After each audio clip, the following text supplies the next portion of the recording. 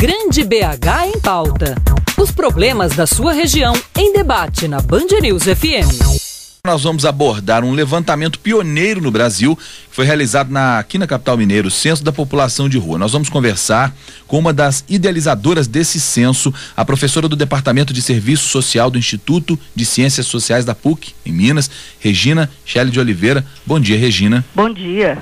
Regina, esse censo, ele conseguiu construir, ou pelo menos ajudar a construir uma política para tratar dessa população de rua?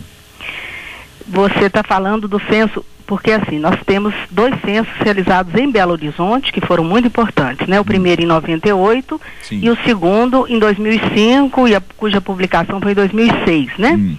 Mas eu digo mesmo a partir da realização desse censo. Sim, já foi possível se desenvolver? Esse conhecimento da realidade da população em situação de rua, ele é fundamental para esse estabelecimento das políticas. Então, eu te respondo que sim, inclusive o Censo Nacional, né, fruto do qual temos hoje uma política nacional dirigida às pessoas em situação de rua. Como é que foi feito isso? O censo foi feito só para contar a população de rua? Não, o censo, ele visa essa contagem, mas ele também visa o estabelecimento de um perfil dessa população. E no caso nosso, em Belo Horizonte, tem uma pergunta aberta ao final que vai captar assim, os desejos dessa população, né? Então ele tem várias dimensões, não somente a contagem. Mas principalmente o que? Assim, qual que é o objetivo principal? É conhecer, além da... Porque a contagem te dá uma noção da realidade, do volume dessas pessoas. Sim, então, o que normal. é extremamente difícil, tendo em vista a característica dessa população, né? Entendi. Mas ele é importante a contagem. Agora, além disso, os censos permitem um estabelecimento do perfil dessa população, né? Em termos de escolaridade, idade, questões de saúde, sabe? Assim, fatores que levam as pessoas às ruas, né? Isso é importante, conhecer por que a pessoa foi parar na rua. Muita gente tem estudo, tem condições prévias, já viveu, teve família estruturada, algumas pessoas têm família e optam às vezes ou são levadas a viver nas ruas por motivos diversos, né? E o censo teve condições de detectar isso? Sim, também. Então o que a gente percebe assim, são múltiplos fatores que levam a pessoa à rua, mas entre os mais importantes, né, você tem a falta de moradia, você tem o desemprego, você tem o sofrimento mental, né? A questão das doenças, né? Doenças mentais, elas são um fator forte também.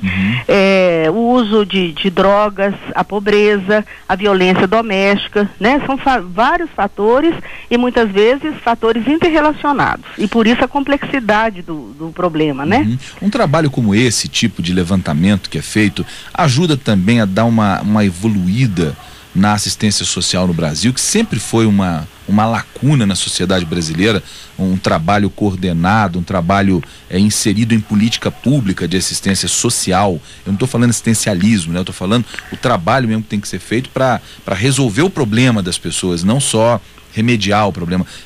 O censo dessa natureza ajuda a evoluir o trabalho de assistência social no Brasil? Sim, ajuda, e nós temos inúmeras iniciativas, né, no sentido assim de que essa população seja incluída, inclusive na legislação. Em 2005, na Lei Orgânica da Assistência Social, foi introduzida assim como população prioritária na organização do serviço de assistência social a população em situação de rua. Anteriormente, quando a LOAS foi aprovada, né, havia apenas assim a prioridade, né, em relação a crianças e adolescentes, segundo o Estatuto da Criança e Adolescente. Houve esta inclusão, né, quer dizer, a população de rua, ela é considerada do ponto de vista legal prioritária na organização do serviço de assistência.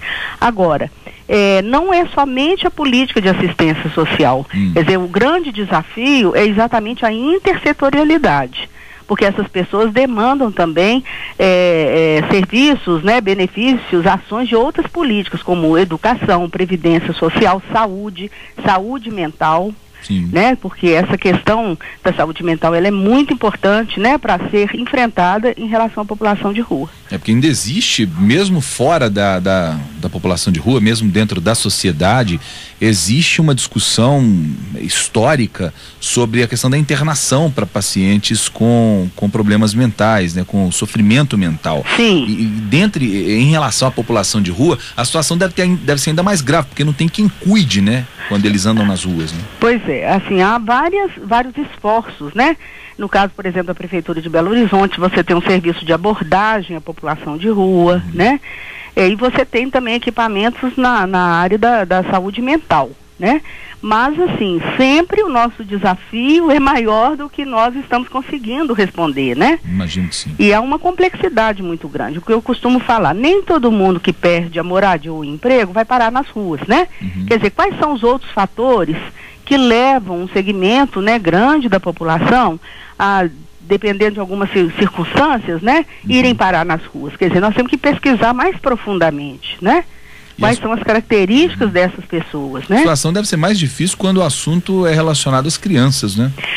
Em Belo Horizonte, assim, nós temos um avanço, né, em relação a fruto já do Estatuto da Criança e do Adolescente, todo um trabalho importante em relação às crianças, né? Tanto é que no segundo censo, que foi o 2005, 2006, o número de crianças junto com adultos, né, que foi foi o segmento que compôs a amostra, reduziu, né? Bastante, mas, assim, né? Eu tô vendo aqui que foi de 204 em 98 para 75 em 2005. Né? Então isso já é fruto da política pública. Então a gente vê que a política pública, ela tem um papel muito importante, né? E agora ainda temos, né, que a gente chama famílias, né, em situação de rua. Então, assim, é uma grande complexidade, né? O resultado desse último censo de 2005 mostra 1.239 pessoas nas ruas de Belo Horizonte, né? São 1.018 homens, 135 mulheres, 75 crianças e 11 que não tem essa informação de idade, mas enfim, são 1.239, um pouco a mais do que em 98, que era 1.120. Um crescimento de 1,45%. Você acha que hoje, já 7 anos depois desse segundo censo, a situação pode ter piorado, melhorado? Qual é a percepção que vocês que estudam o problema têm? Bom, nós não temos um outro censo, né? Então é muito temerário eu fazer uma afirmação, mas o que a gente vem escutando, sobretudo das organizações não governamentais que trabalham com essa população, essas organizações têm apontado que percebem um aumento, né, dessa população. E você vê que, apesar de haver, né, em Belo Horizonte, uma política, digamos assim, comparada a muitos outros municípios, uma política estruturada, que tem anos, né? Então é uma realidade assim que traz desafios, né, do ponto de vista ético, social, político, né, e também do ponto de vista assim do conhecimento dessa população, dessa complexidade, né, e do estabelecimento então dessa forma de atendimento a essa população. Bem, tem a previsão de se fazer um novo censo proximamente, não? Não tenho conhecimento. Como eu te falei, assim, foi feito também, né, no Brasil, um censo nacional, né, recentemente. Então, esse censo, ele foi feito em agosto de 2007 a março de 2008. E ele abrangeu um conjunto de 71 cidades e 23 capitais. Então, fruto, inclusive, deste conhecimento, né, foi decretada, então, a política nacional dirigida à população de rua. É um avanço importante, né? Sim, sem dúvida. Agora, em Belo Horizonte, eu não tenho conhecimento dessa possibilidade de um novo censo. Muito bem, nós conversamos com Regina Challe de Oliveira, que é professora do Departamento de Serviço Social do Instituto de Ciências Sociais da PUC. Professora, muito obrigado por participar aqui conosco. Eu que te agradeço. Bom dia para você. Bom dia. Luciana, olha só, só para eu estava de olho aqui na tabela do censo, a Flávia me mandou aqui, esse censo de 2005 tem um dado interessante. A professora falava das famílias de rua, né, em situação de rua, 6 crianças com menos de 1 ano de idade vivendo nas ruas de Belo Horizonte nesse ano de 2005, segundo o censo, e 20 crianças de 1 a 5 anos. É um volume grande para crianças muito pequenas que não tem como se virar, não tem como resolveu tentar resolver a própria vida, assim como tinha 10 pessoas com mais de 71 anos também nas ruas de Belo Horizonte, que também é um dado impressionante. Pessoas que precisam de cuidados especiais para a saúde, exatamente, vivendo nas ruas, né? Amanhã a gente termina essa série. E que se tornam frágeis, claro, por causa da situação em que elas vivem. Mais frágeis ainda. Mais frágeis ainda. Amanhã a gente vai terminar essa série sobre moradores de rua de Belo Horizonte, fazendo uma amarração aí de todas as pessoas com quem a gente conversou ao longo dessa semana, pessoas que foram ouvidas pela reportagem também. Acho que um povo fala que foi feito pela TV e que a gente utilizou, que foi muito legal. Os moradores de rua falando da realidade deles, e amanhã a gente faz o fechamento dessa série aí especial sobre moradores de rua em Belo Horizonte, aqui no Grande BH